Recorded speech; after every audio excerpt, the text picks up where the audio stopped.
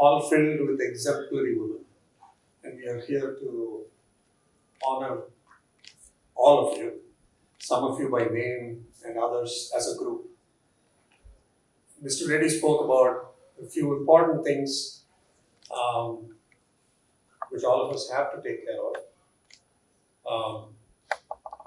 The young lady who is standing here, Kakani garu probably doesn't know legal studies.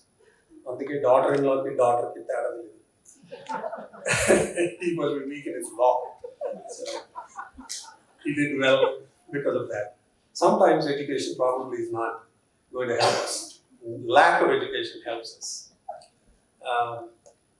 This lack of legal studies helped him.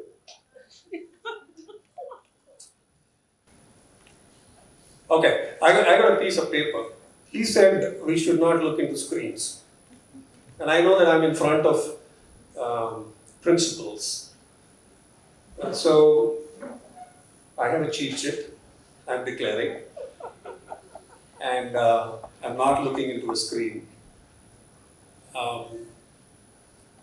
Mr. Brahman, when he called me and he said he wants me to speak here, I asked him on what topic. And I find myself comfortable when people ask me questions to answer. I'm at discomfort when somebody says speak. It's like telling me I'm very good with my mathematics. So if I was to write a number and say speak, I don't know what to do with it, right? I'm good at math doesn't mean that if you write 1000 here and say explain 1000, I don't know what it is. But if you were to ask me 1000 times something or minus something or plus something, I would be able to explain. So it is difficult if you don't give me, people like me, some contours of it. He said anything. And I didn't know what to do. Then I looked at the event and it said exemplary women.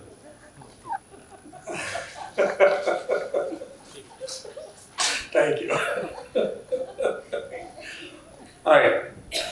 So I begin with a small story. I don't know if you know of this great personality of our past. Sage Gargi Vachaknavi. Anybody heard the name? No? Okay. Gargi Vachaknavi was this young philosopher in the court of King Janaka, Sita's father. She wasn't just a woman. She was a scholar, philosopher, and a fierce debater. And she debates on existence. I mean, such profound topic of why do we even exist is a question that she asks. Of who? Of sage Yajnavalkya. And who is Yajnavalkya? Yajnavalkya is considered to be the sage who connects the dots, right? All sages have ways of giving their wisdom. But here's one who always tries to predict by saying, if these dots are connected like this, then this will happen. That's Yajnavalkya. It is said that even when Vashishta had some problem, he would go to Yajnavalkya and ask, what do you think will happen? Not that Vashishta did not know about it, but he wanted a confirmation from somebody. That was Yajnavalkya. And here is Gargi, standing in front of Yajnavalkya and arguing on existence. She questioned the very fabric of existence. She wasn't told to stay quiet.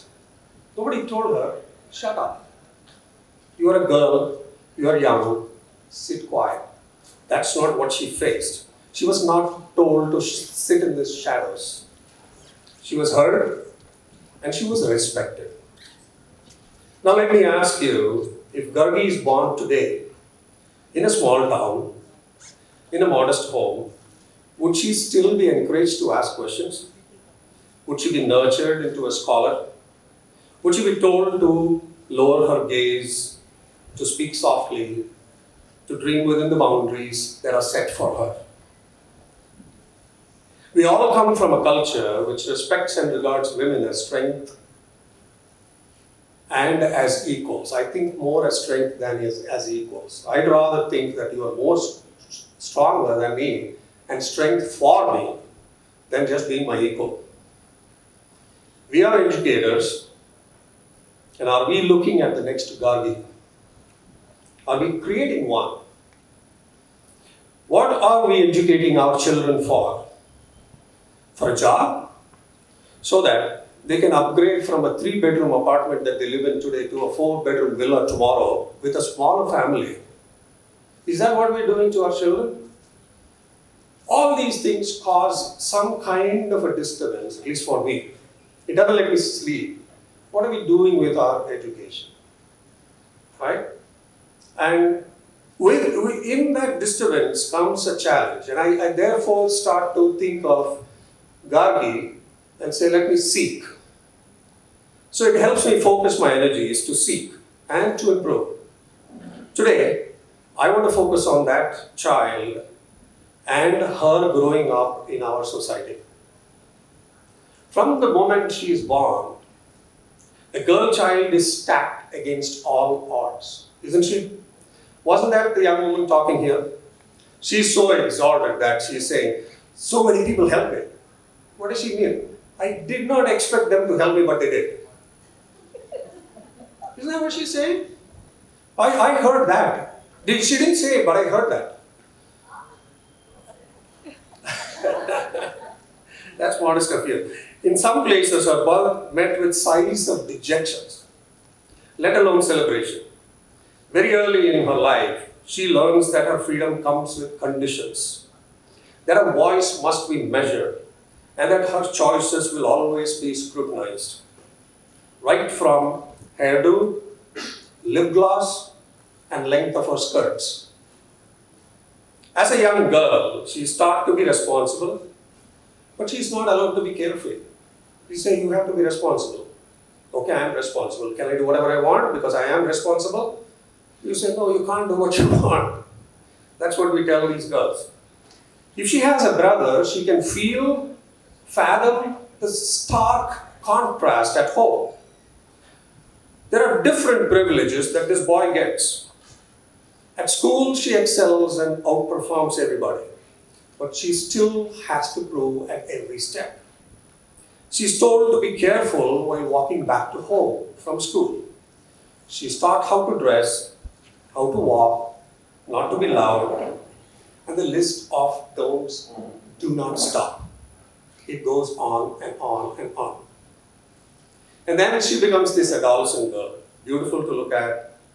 She fights the battle she never signed up for.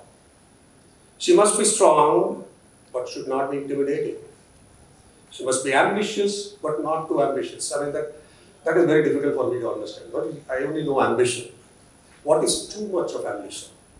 Is ambition or no ambition? What is too? But I don't know. We always say, oh, you can be ambitious, but you can't be too ambitious. All right? I think it is the fault of grammar in English, right? There's too much of adjectives that we say this and that.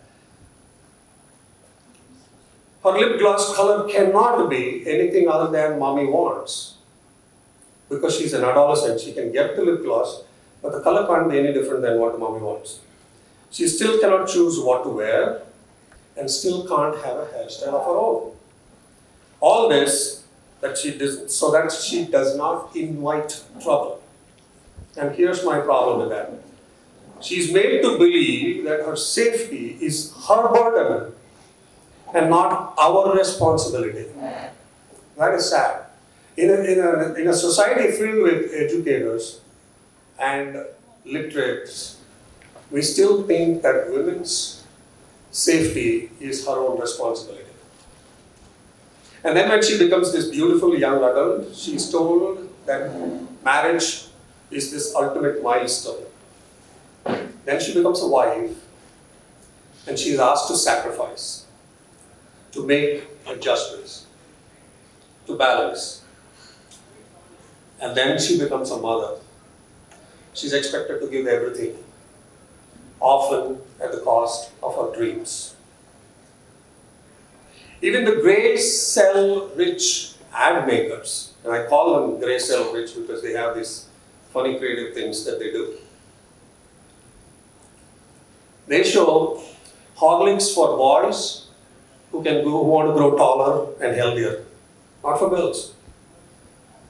They show Complan is for those boys who want to study and get their scores. By the way, the compliant boy comes first and then the compliant girl. Do you even remember that ad? I'm a compliant boy, and then the girl comes behind to say, I'm a compliant girl. She's trying to measure up to this boy. Why? Why do we do that? At homes, even in these ads and in general at home, you will always see the mother carrying a glass of milk to the boy's table where he's studying, and then the girl has to go and pick up her own milk. You have done it yourself at home, ladies. I've seen it in many homes.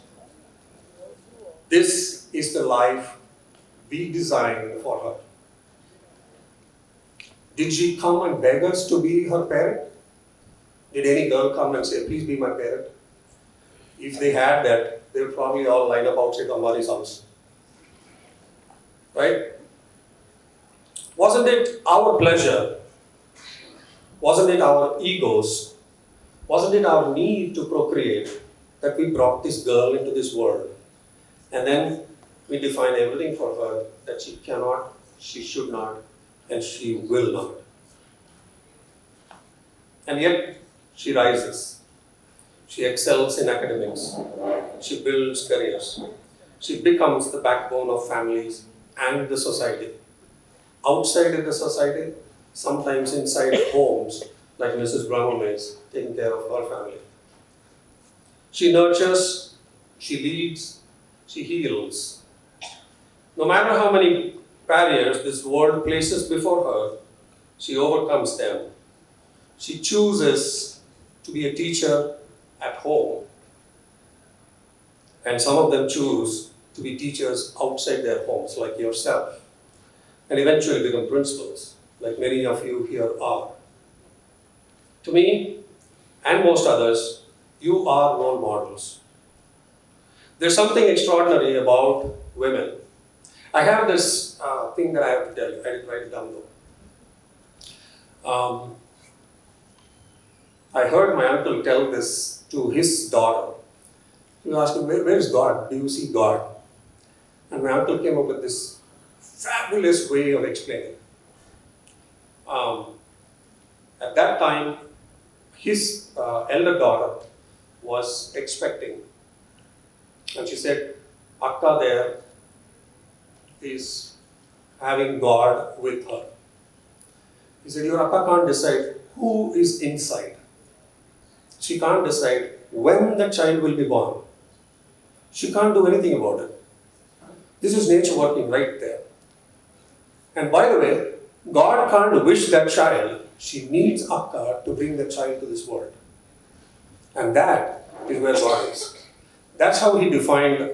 So when I see this, after that, whenever I see this pregnant woman, like her, I see right there, creation. That is the power.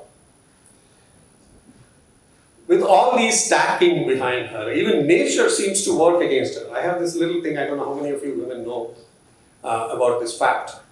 Your brains, women's brains actually, physically shrink when you conceive. Did you know that? Most medical research is done on males. There was this Japanese South Korean woman, born to a Japanese father and a South Korean woman, I think, in the United States, who had to go to this university to do a research because her grandmother and mother were suffering from Alzheimer's. So she goes and she does this research to find out, why is my family, is there anything genetically wrong?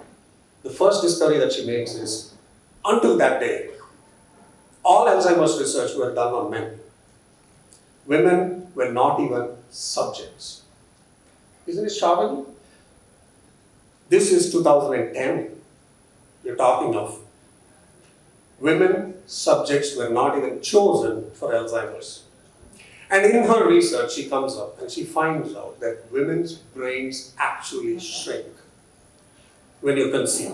So that is nature telling the woman, focus on the child and focus on those things that are important.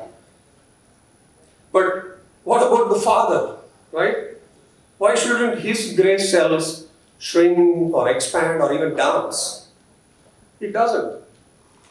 Even there, it seems to be something is stacked against the woman and not against the men. Today, as I stand before you, I want to acknowledge this silent, constant battle that all of you are facing. I want to bow in gratitude to the women who made it despite these odds. And for those women who have not made it, let's not forget they are also women. It doesn't mean that they didn't make it, doesn't make them lesser of a people. To the mothers who sacrificed, to the teachers who nurtured, to the daughters who dared, and the leaders who paved the way for all of us. You're not just equal to men, you're greater, for you achieved despite all the odds. If that is what a woman can be, with all the reins and restrictions, what could she be when she's not with them?